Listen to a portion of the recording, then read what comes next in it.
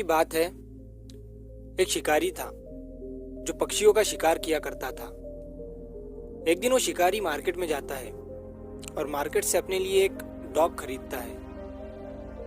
कुछ दिन गुजरने के बाद वो शिकारी एक नदी के पास बतख का शिकार करने के लिए जाता है और वो अपने साथ उस डॉग को भी ले जाता है। वो बतख का शिकार कर ही रहा था, तभी वो देखता है कि उसका जो डॉग था वो पानी के ऊपर चल रहा था। अब ये देखकर वो शिकारी बहुत ही हैरान हो जाता है। वो सोच में पड़ जाता है कि ये डॉग पानी के ऊपर कैसे चल पा रहा है।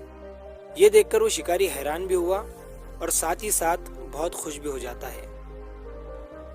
उसने सोचा कि जब मैं अपने दोस्त को इस डॉग को दिखाऊंगा तब वो भी हैरान हो जाएगा और मैं उसका रिएक्शन देखूंगा। तो एक दिन उस शिकारी ने अपने दोस्त को भी नदी के पास बतख का शिकार करने के लिए बुलाया। उस शिकारी ने अपने डॉग से बहुत सारी बतखों का शिकार किया क्योंकि वो डॉग पानी के ऊपर चल सकता था। जब उस शिकारी के दोस्त ने इस डॉग को पानी के ऊपर चलता हुआ देखा तब उसने कुछ भी नहीं कहा और ना ही उसे कोई हैरानी हुई। वो बिल्कुल ही चुप रहा। शिकारी अपने दोस्त का रिएक्शन देखना चाहता था, लेकिन ऐसा कुछ भी नहीं हुआ। बहुत सारी बतख का शिकार करने के बाद शिकारी और उसका दोस्त जब घर गए तो शिकारी ने अपने दोस्त से पूछा कि क्या तुमने मेरे डॉग में कुछ अलग चीज देखी।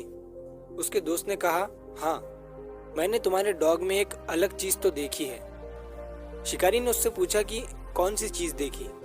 उसके दोस्त ने उसकी तरफ देखकर जवाब दिया और कहा कि मैंने देखा कि तुम्हारे डॉग को तैरना नहीं आता है और वो कभी तैरना सीख भी नहीं सकता है। ये तुम्हारे डॉग में बहुत बड़ी कमी है।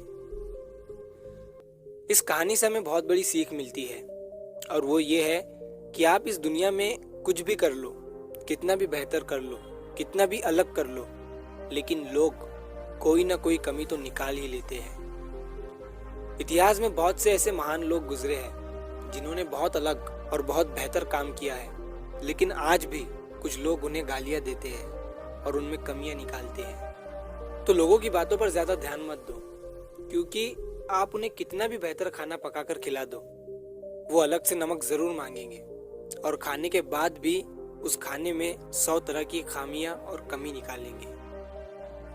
तो अगर आप इस कहानी को और भी लोगों तक पहुंचाना चाहते हैं तो इस वीडियो को लाइक करिए ताकि YouTube इस वीडियो को और भी लोगों तक पहुंचाए। और अगर आपको इस कहानी से कुछ सीखने को मिला हो तो चैनल को सब्सक्राइब जरूर करिए। मिलता हूँ मैं अगली बार इसी तरह की कहानी के साथ। तब तक के लिए शुक्र करो, सब्र करो और जिंदगी में आगे बढ़ो।